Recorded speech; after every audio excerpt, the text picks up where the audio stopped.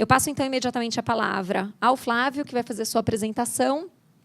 E depois dessa apresentação vai ficar disponível também no nosso site, né? Todas as que forem aqui realizadas. Flávio, muito obrigada pela presença. Obrigado, Tati. Obrigado, Roberto, pelo convite. É um prazer estar aqui na GV novamente para conversar sobre um tema que me trouxe muita curiosidade. Acho que antes de... Talvez seja melhor aqui. Um tema que me traz muita curiosidade. Eu acho que antes de entrar justamente no debate e na apresentação, é mais uma conversa e justamente aqui um bate-papo, eu queria trazer para vocês o contexto, de onde veio essa ideia, de onde veio o assunto, justamente impressão 3D. Me parece que talvez tenha sido o primeiro artigo que tenha sido escrito sobre o tema, talvez seja esse o primeiro debate sobre o tema, impressão 3D e o sistema tributário brasileiro, e acho que vale a pena trazer esse contexto para vocês. No começo do ano, eu acabei participando, não sei se muitos de vocês conhecem, uma feira de cultura, de inovação, que se dá nos Estados Unidos, já há mais de 30 anos. Ele é um festival que se chama South by Southwest, se dá em Austin, no Texas, ainda existe Austin, depois do furacão. E ali é um festival que começou como um festival de cinema e música, e foi ampliado já há um tempo para a discussão de temas sociais, culturais, e agora ele tem uma vertente muito forte na área de tecnologia. Então, não é no Vale do Silício, é no Texas, em Austin, tem uma universidade muito forte lá, e muitos temas relacionados às novas tecnologias são apresentados. Então, lá eu fui exposto durante uma semana a diversos, vamos dizer assim, inovações, novidades. Eu vi desde um médico que deixou de exercer a medicina, um cardiologista, abriu uma startup, e agora a pretensão dele é justamente fabricar carne em laboratório. Então, ao invés de ter, não quero entrar em temas polêmicos aqui, a gente vai entrar na esfera fiscal, mas ao invés de ter uma JBS, Friboi, com o boizinho ali pastando no pasto, na fazenda, você consegue efetivamente produzir carne em laboratório, e o desafio ali dele é convencer as pessoas que o sabor vai ser o mesmo de uma carne, que os nutrientes ele já diz que ele consegue. Um outro exemplo, uma companhia, talvez alguns de vocês conheçam, acho que foram apresentados alguns exemplos no Fantástico, é fantástico mesmo. Então, essa chama Emotive, é uma mente brilhante, ela justamente consegue, por captação de ondas cerebrais, fazer com que pessoas que tenham certas deficiências consigam controlar objetos. Então, mover esferas, dirigir. Então, justamente, antes podia ser aquele capacete do professor Xavier lá, uma coisa mastodôntica, agora é justamente uma coisa muito simples. Você andar na rua com aquilo, parece que chama menos atenção que um boné ou um chapéu. E eu vi na minha frente, justamente, ela chama, não sei se foi algo, não é fake news, não é nada, alguma coisa meio tramada, mas ela conseguiu chamar alguém da plateia, fez o pareamento como se fosse um mini capacete, eu não sei exatamente o termo, com o celular, e fez um teste por 1 minuto, dizendo o seguinte: olha, pense que você quer mover aquela esfera para frente. Pense que você quer mover aquela esfera para frente. E, ao pensar de forma repetida naquele comando, determinada área do cérebro é influenciada, é impactada. E, com base naquilo, faz um pareamento justo com o aplicativo no celular, e, quando está pronto, está pareado, a pessoa pensa de novo e daí consegue mover uma esfera. Então, o auditório quase foi... Eu vi acontecer. Então, isso é inacreditável. Então, disso, eu não quero fugir do tema, mas só para dar um gosto para vocês, começaram a surgir debates. Então, poucos advogados vão. Então, aqui é um convite para muitos irem. Quanto mais pessoas forem, estarem expostos a isso. Tem muito publicitário, tem muito empreendedor, tem médicos, tem cineastas, mas advogados sempre falam que nós temos a cabeça mais fechada, né? Ou tendemos a ter a cabeça mais fechada. Mas olha a discussão que a gente está tendo agora. tem um painel, tem um grupo de estudo sobre novas tecnologias, tributação e direito. Então, a gente sim tem que estar exposto a esse novo tipo de, vamos dizer assim, de debate, para que as novas ideias venham justamente com o que as pessoas estão fazendo na prática, né? Então, ali surgiram debates sobre, poxa, Flávio, você é tributarista.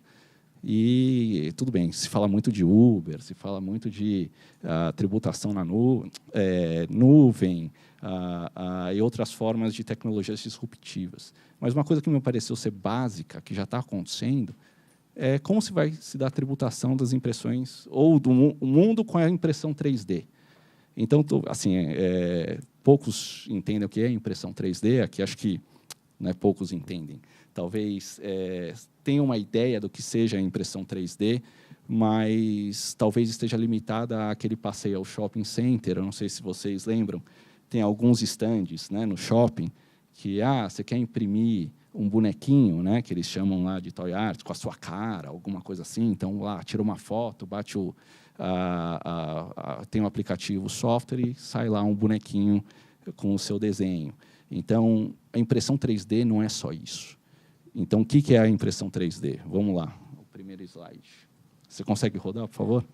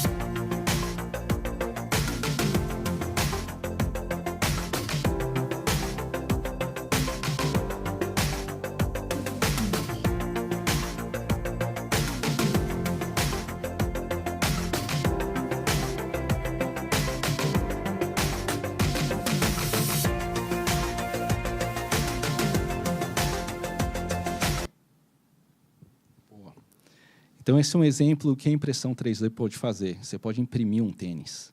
Então, basicamente, você tem insumos, você tem um outro insumo, que é justamente a máquina, que vai justamente transformar aqueles insumos num produto. Então, aqui é algo que é palpável, um tênis. Você conseguiu imprimir um tênis. Tem gente que está imprimindo próteses para aplicação em dentes, stents para coração, próteses, efetivamente, de outras partes do corpo humano. Tem gente imprimindo, que parece que é irreal, mas tem gente imprimindo comida. Então, ao invés de você ter a tua batedeira em casa, você vai imprimir comida. Você quer uma determinada comida, você vai lá e via os determinados insumos. Não é que, do nada, né, do ar, vai sair um brigadeiro. Né? Acho que talvez um dia isso surja, né? Mas ainda não é um momento. Mas aqui é justamente uma ideia de inúmeras possibilidades que podem ser feitas com a impressão 3D. Então, aqui, acho que, já indo para o nosso debate, como se dá hoje, ou, de certa forma, a indústria e o comércio de forma tradicional, né, sem o impacto das impressoras 3D. Então, efetivamente, você tem ali uma indústria que tem os seus insumos, faz uma fabricação de um determinado produto. Aqui o exemplo foi um vestido. Você tem uma transportadora, que faz justamente, a indústria vende os produtos para o estabelecimento comercial, e o estabelecimento comercial faz a venda daquele mesmo produto para o consumidor final. Então, aqui a gente tem o exemplo de um vestido para uma consumidora final.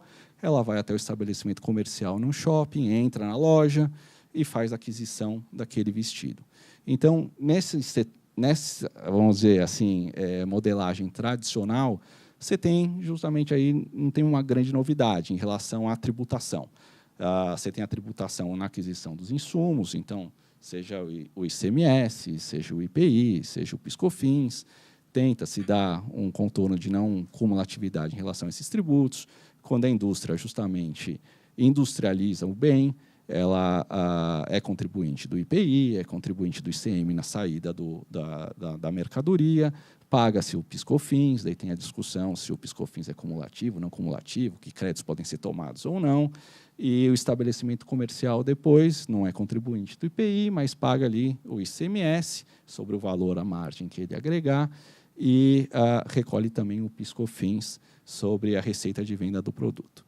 Aqui um outro exemplo, métodos tradicionais. Você tem uma indústria que efetivamente quer adquirir uma máquina que não tem similar nacional, vai fazer uma importação de uma máquina. Eu sempre, quando vou às indústrias, eu fiz aqui administração na GV, então, no primeiro ano, lá, você é muito jovem, você faz as visitas às indústrias, e eu ficava maravilhado quando eu ia e via aquelas máquinas, efetivamente, todas conectadas para produzir os determinados produtos. E hoje, como se dá? Se você tem uma máquina que não tem similar nacional, eu tenho que, justamente, uma indústria brasileira, agir como importador, adquirir esse maquinário do exterior, esse maquinário vai ter que vir, como é um bem tangível, ele é físico, ele vai ter que ser transportado, ou vem de avião, ou vem de navio. Tem o desembaraço aduaneiro da mercadoria, que seria a máquina, nesse caso, e recolhem-se os tributos. Imposto de importação, ICMS, IPI, PIS/COFINS importação. Então, até eu brinco muitas vezes que é um carnaval tributário, né? Então, você tem tributação ao gosto do freguês.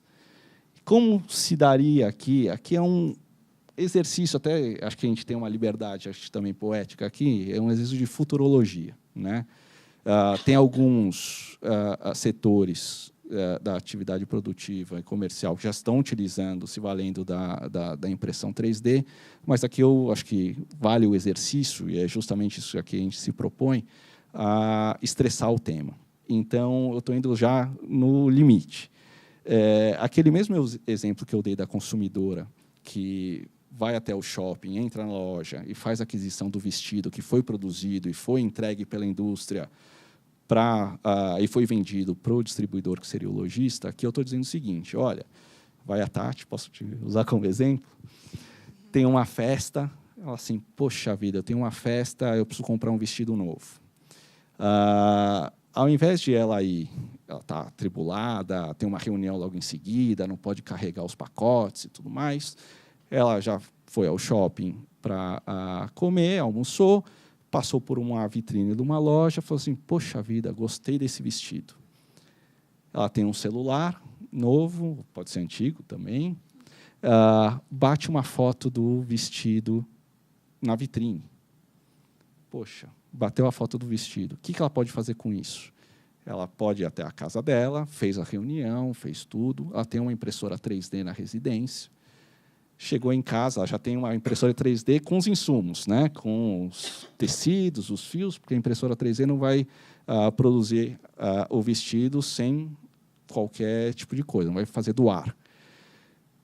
A Tati, com meio do software que ela tem, que ela bateu a foto, tem uma vinculação e depois a gente endereça esse tema, não é que não tem mais direitos autorais, napsters, nada. Então, só estou bateu foto, mas tem uma conexão com o produtor daquele vestido.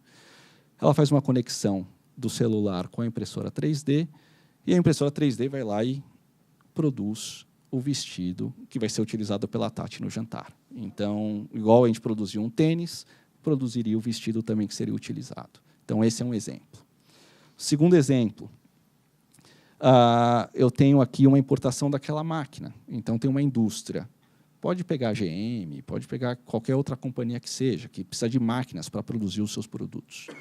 Precisa de uma máquina. Ao invés de ela comprar a máquina diretamente do produtor do maquinário no exterior, pode ser um maquinário italiano, chinês, ou quer que seja, precisar usar uma transportadora marítima para trazer aquela máquina para o Brasil, esperar não sei quanto tempo, ter o desembaraço aduaneiro, vai que o fisco vai estar em greve ou não, na aduana, pagar todos os tributos, só depois ter a máquina disponível para a produção, o que pode acontecer? A empresa compra o software, o modelo, relativo à produção do maquinário, tem uma impressão 3D, e essa impressora 3D justamente vai lá e cospe, eu uso essa palavra porque, para mim, é muito emblemática, né? Que sai algo pronto. e tem uma máquina pronta para ser utilizada e já ser adaptada ao processo produtivo. Então, aqui, outros exemplos podem ser dados. Você tem uma cadeia do setor de autopeças. Então, os EGM, Volks, Ford. O que acontece hoje? Além de produzir os carros, tem que ser produzidas as peças sobressalentes.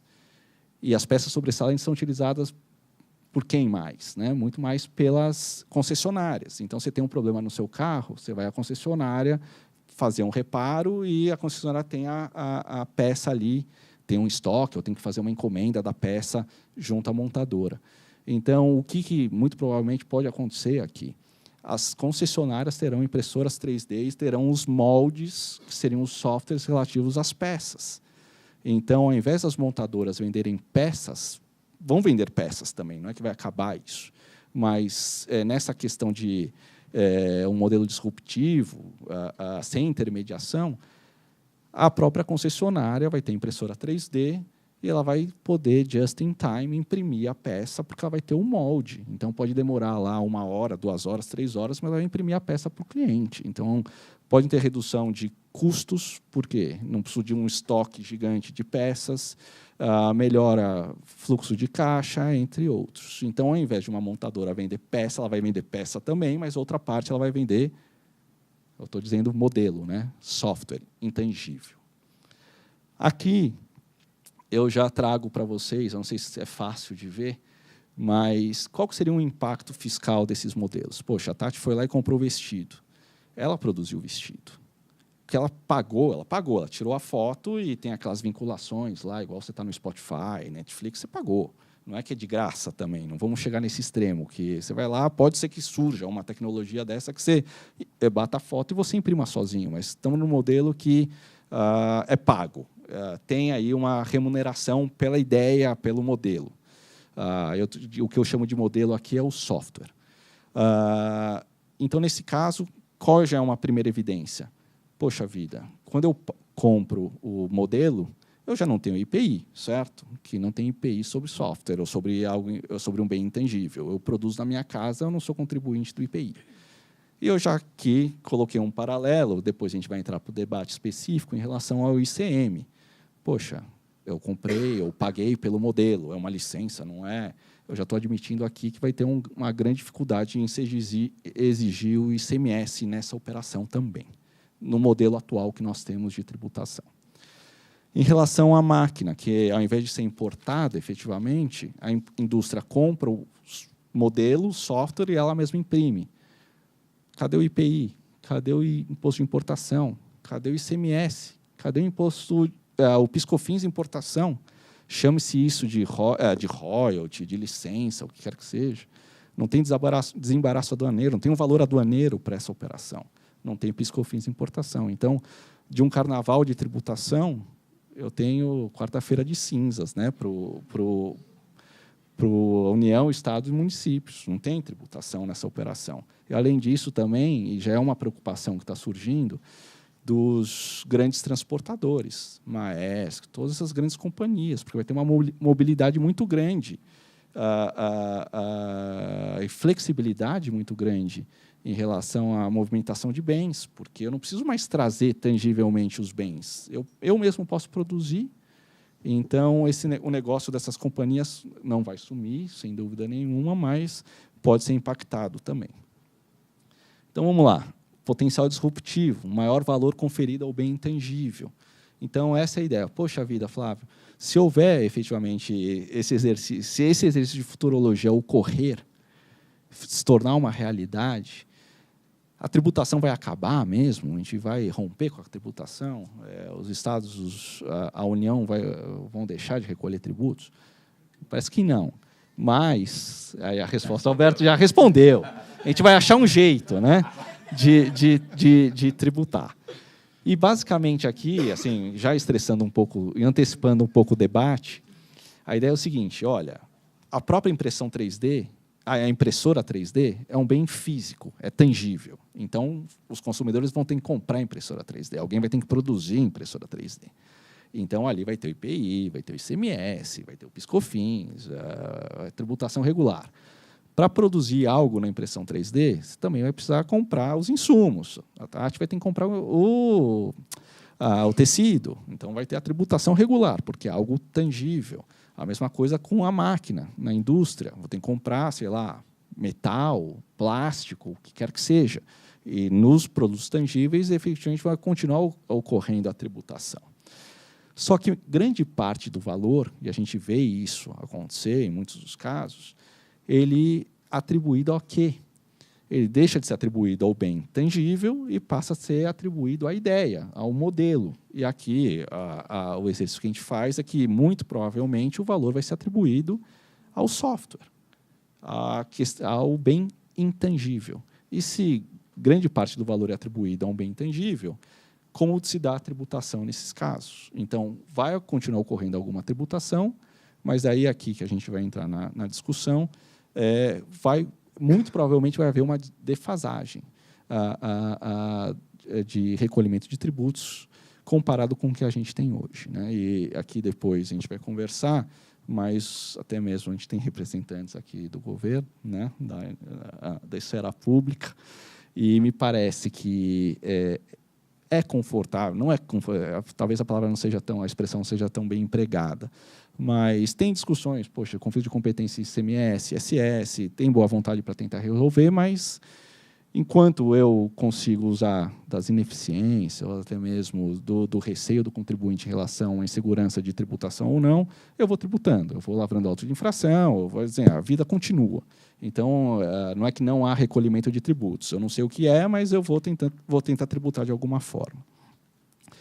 Então, o que a gente tem hoje no sistema brasileiro? E aí é o tom de desabafo, que foi um pouco o tom de desabafo do artigo, né, que é a provocação lá do artigo Impressão 3D e um sistema tributário disfuncional.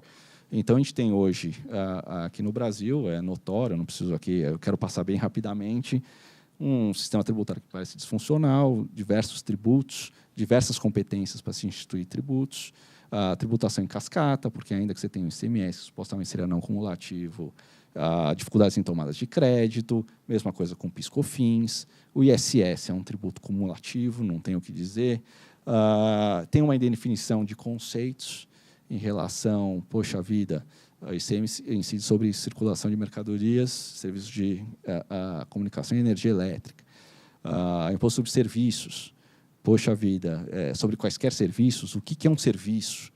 A gente volta lá atrás, a década de 60, 70, que serviço é uma obrigação de fazer e circulação de mercadoria é uma obrigação de dar.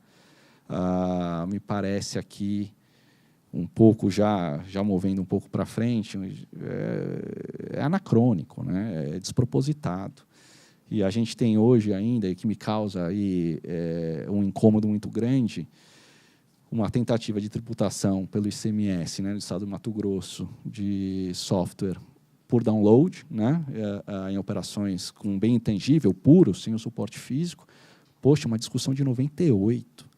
A gente está em 2017, a gente vai fazer aniversário, não tem qualquer expectativa, me parece, de julgamento esse ano. Então, vocês podem lá preparar o bolinho para ano que vem ter 20 anos de indefinição em relação à tributação pelo ICMS de softwares sem suporte físico, software por download. E tem ali já um gostinho do que seria, eu não sei se ele está nos melhores dias, mas o ministro Gilmar Mendes ali tem um trecho de um comentário que ele fez na análise inicial do caso do Mato Grosso, dizendo o seguinte: olha, o tribunal não pode se furtar de abarcar situações novas, consequências concretas do mundo real, com base em premissas jurídicas que não são mais totalmente corretas. O apego a tais diretrizes jurídicas acaba por enfraquecer o texto constitucional, pois não permite que a abertura dos dispositivos da Constituição possa adaptar aos novos tempos, antes imprevisíveis. Então, aqui, um pouquinho do juridiquês, talvez não seja nem o mais apropriado aqui para esse painel, mas tem toda aquela dificuldade dos doutrinadores, né, dos especialistas, se a interpretação da Constituição e dos termos e expressões devem ser utilizados de uma forma dinâmica ou estática, né? Se os termos que foram ali definidos à época da promulgação da Constituição devem respeitar aqueles outras expressões já definidas na própria Constituição ou na legislação infraconstitucional previamente ou anteriormente à promulgação da Constituição. Ou pode haver uma certa flexibilidade, senão o direito seria imóvel, né, em relação à adaptação de novas realidades para fins também aqui de enfrentar novas realidades tributárias.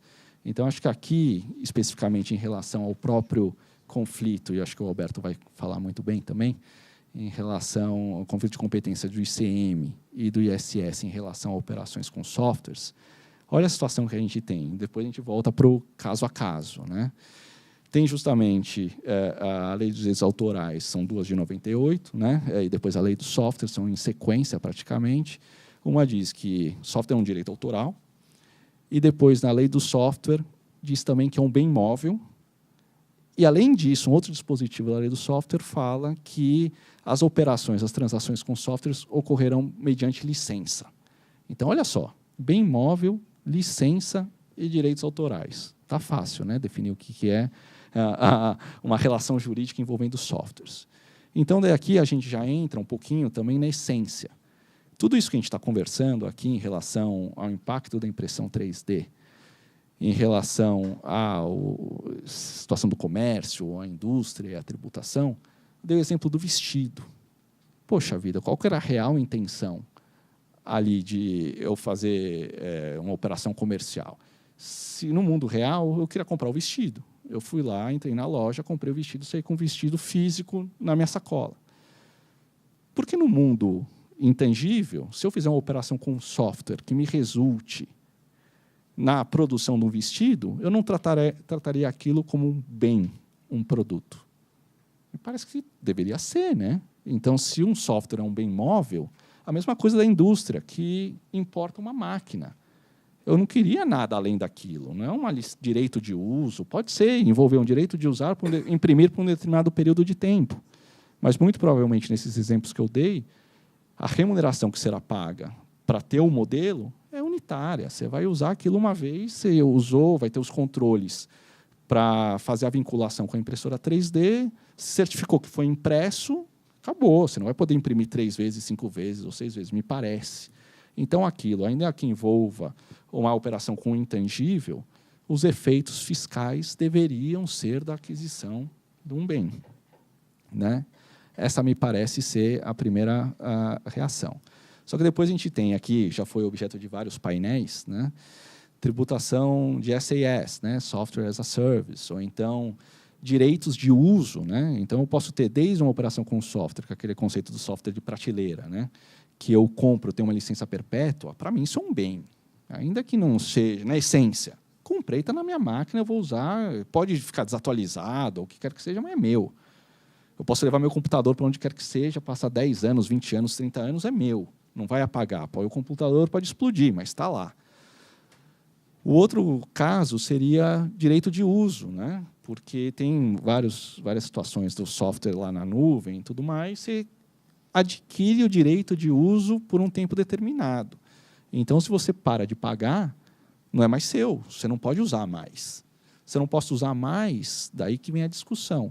Pô, isso é uma mercadoria que tem outros especialistas que defendem. Operações com software, ainda que tenham esse componente, esse pano de fundo por trás, que seja efetivamente uma aquisição de um bem, ou tenha, na essência, o conceito de uma aquisição do bem, se apegam aos dispositivos da lei do software, que todas as transações com software se darão mediante licença. Então, se é licença, não pode incidir o ICMS, né? Se eu tenho uma licença, eu não tenho bem. Daí entra a discussão do ISS, se é licença, a lista de serviços já prevê licenciamento de software, mas daí a gente se apega àqueles conceitos de que, poxa, licenciamento é uma obrigação de dar ou de fazer? É fazer? Daí não é fazer, né? Não fiz nada, licenciei. E daí também não pode incidir o ISS. Então, tudo isso que eu estou falando aqui, basicamente, me causa muito incômodo nos dias de hoje. Eu respeito todas as opiniões, nós, como advogados, temos que advogar, isso gera trabalho, mas para alguém que está entrando no mercado hoje, ou então já está no mercado há bastante tempo, é algo que foge do senso comum. Poxa, eu faço uma operação com software, eu não sei que tipo de tributação vai ocorrer, se for um intangível, se é o ICM, se é o ISS. Não dá, né, nos dias atuais. A gente está discutindo de coisas de imprimir coisa em casa, o outro movendo um objeto ou ligando para Para a ambulância, havia um pensamento, uma pessoa que é muda, que não consegue falar. E a gente está discutindo se incide o ICM e o ISS. Daí é o desabafo mesmo, né? Em relação a essas operações. Então, quais seriam as alternativas para enfrentar esse tema? Já foi vinculado a uma ideia que seria da criação de um simples tecnologia, né? Então, olha, se a gente não sabe o que é, vamos tentar botar tudo junto lá, igual tem o simples nacional, que todos os tributos são pagos com base no faturamento. A gente bota uma alíquota específica, os percentuais variáveis, e eu resolvo o problema. E depois eu me resolvo como eu vou repartir essa receita entre estados e municípios, por exemplo. Um dos méritos, talvez, dessa proposta seria que seria talvez mais fácil de ser implementado, porque não haveria necessidade de uma mudança constitucional, né? Seria via alteração infraconstitucional, criaria-se o Simples Nacional, ou Simples Tecnologia, e eu tentaria ali, em português bastante claro, fazer mais um puxadinho, né? Por que mais um puxadinho? Criaria mais uma exceção à regra, e, além disso, me pergunto, poxa vida, vou criar um Simples Tecnologia, vou pegar de novo o exemplo das montadoras, uma indústria, pega a Hering, vai vender lá a camiseta via o modelo para você imprimir em casa, mas vai vender a camiseta física. Como eu vou repartir as minhas receitas? Em relação a uma parte eu sou tributado pelo Simples Tecnologia, outra parte eu não sou tributado, eu sou tributado pelo mundo real. Eu vou ficar criando de novo mais confusão num sistema que já é confuso, mais complexidade num sistema complexo. Então, eu entendo o mérito, ou uma proposta, um pensamento, aqui é um ambiente para debate, mas não gosto. O que me parece ser simples, né? A ideia é simples, né? Igual muita gente fala assim, a impressão 3D é simples, tudo é simples. A ideia é simples, não tem grande mistério. O que me parece que resolveria? Poxa vida, você exerce atividade produtiva, tão simples quanto isso, atividade econômica produtiva. Esquece definições, esqueça de bens, serviços, produtos. Atividade produtiva. Você tem que ser tributado, certo? Você montou uma empresa, ou você é um empreendedor individual, que também exerce atividade produtiva. Poxa vida, pague o tributo de uma forma não cumulativa. Que a União,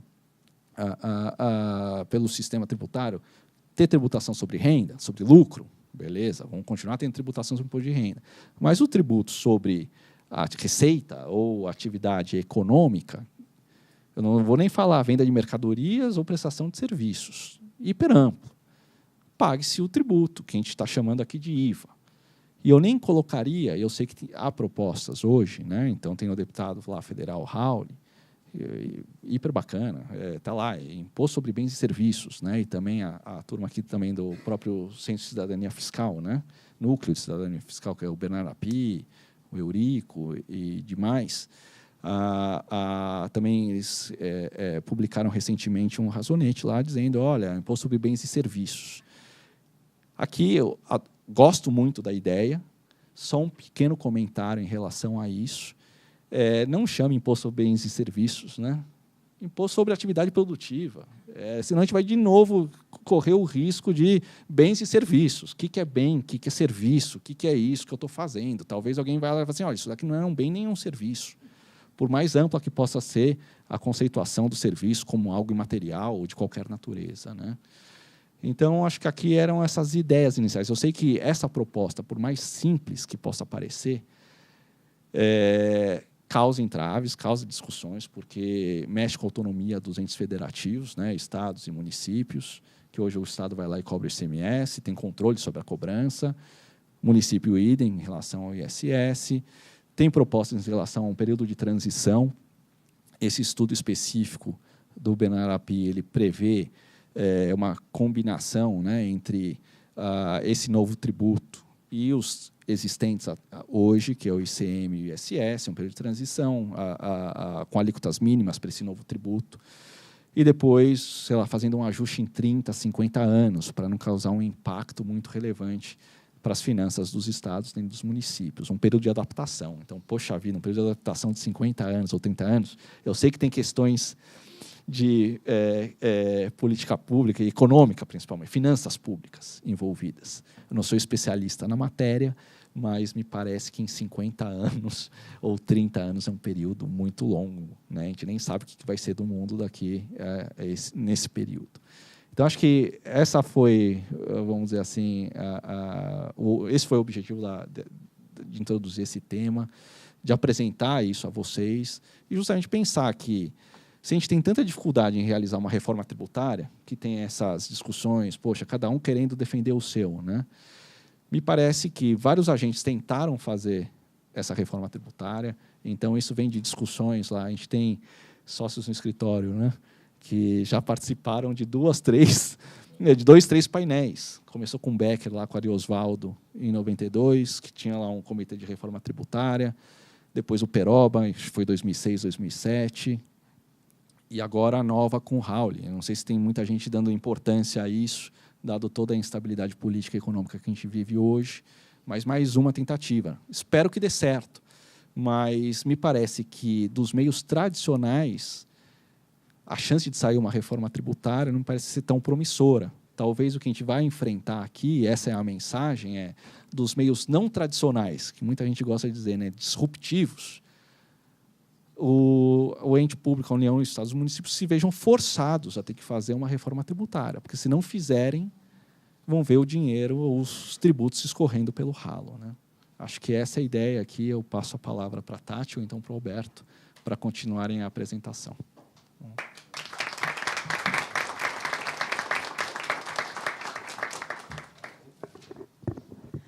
Flávio, muito obrigada pela ótima palestra.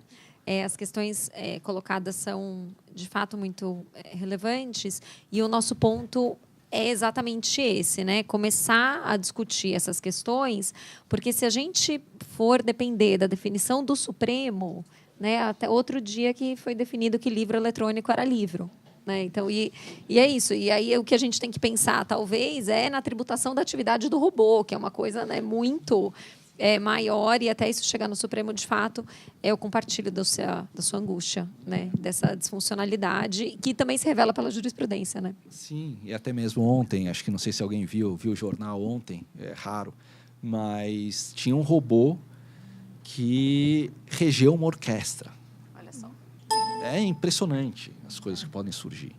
Então, a gente fala assim, taxação de robôs, né, robotaxi, por aí vai.